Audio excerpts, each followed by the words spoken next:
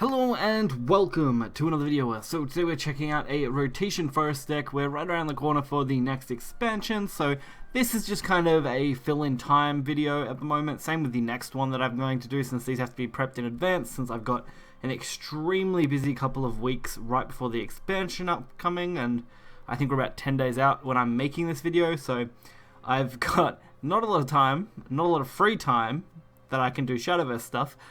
That's why we're covering two forest videos in a row. This will be the first one, tomorrow's will be the second one, but first off I want to cover the rotation variation. This is a Mecha forest deck, very average, very mediocre in my opinion. I don't find it to be super crazy good, but that could just come down to bad matchups slash not so great plays on my part, but I do my best with it, so we'll get right into it and check it out. So, kicking us off, Frost versus a Dragon. I believe this is a reasonably early concede game where we get a fairly decent early game. I want to preface that because this one isn't going to show the full deck to its fullest, but is still reasonable enough as far as it goes. I did have a lot of hard time getting decent gameplay for this because everyone seems to be really tryharding when I'm making this video, so it really was a little bit of a struggle. Of course, kicking things off here, we have a reasonable starting hand for sure. Going for the early 2-drops, especially Mercenary, can be a big swing into like Liza for 3. Usually works out really nicely.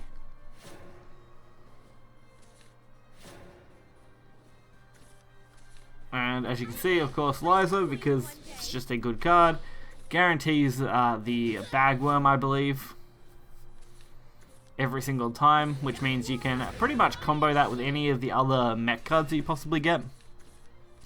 So it doesn't usually become any kind of danger. So we're definitely off to a strong start here. Our opponent went for the pretty standard Genesis. Not too bad, actually. Gotta respect that line of play. And for us, it was just a guard setup turn with the Bagworm as some extra fodder to guarantee a good draw. Or a draw in general, since we needed a target. Now, we're a little overstocked, but that's fine. Bagworms will play nicely with Clef, and we should be able to deal with anything too threatening.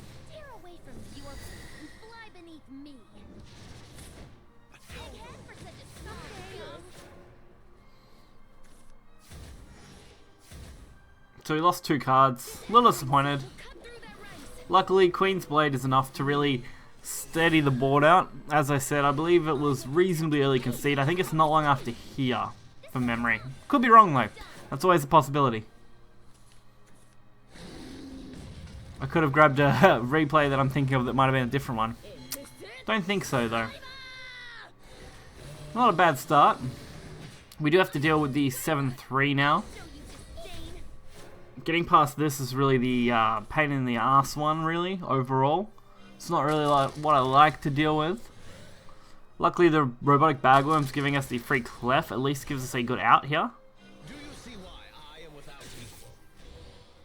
Since we can pretty easily take this out.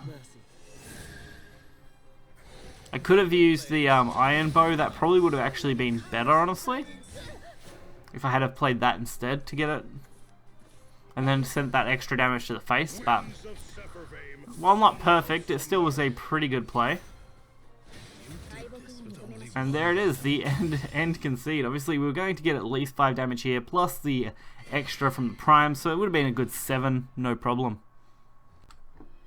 So now, following on from that game, which while we didn't get to see us go all the way to taking them down, we managed to deal with their stuff pretty easily, and we're in a very good board state with a very good hand. They could have possibly swung it around, who knows, but I believe it was pretty decent show off of at least the early stages of the deck. This deck does typically drag on games, I've found. Usually turn 7 is where you start really focusing damage in, going for lethal-ish range, but typically I get dragged out longer than that because a lot of the decks in the current meta, at least, seem to be very dragged out decks, like Ambush Sword and Elena Haven, those sort of decks that really don't power up super quickly and take a little bit to really get going. What is out there? I knew it.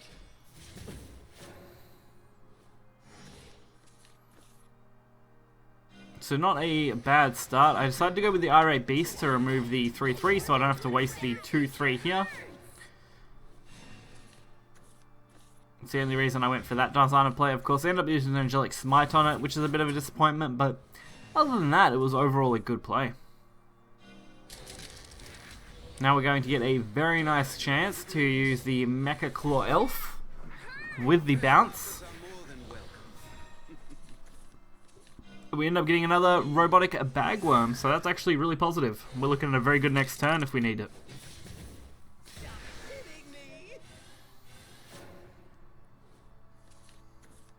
So Cynthia is definitely one of the big swing cards for this deck. I find that when she's dropped, it's usually going to be to end your opponent's board or remove something massive. That's typically how I like to use her. And it's handy that she can even give out Evo, so here I can give the free Evo to my 2-3.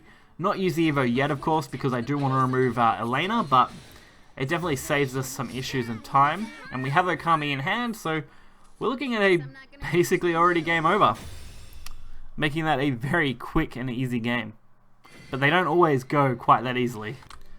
So as I had said, this deck can be a little bit of a pain, but overall isn't necessarily bad. There probably is just better options out there. I recommend giving yourself a look, especially coming into the next expansion. Forest is looking to get some at least interesting cards, so it should be quite fun to mess around with. Hopefully you guys did enjoy this video. If you did, be sure to hit like, subscribe, and until next time guys, see ya.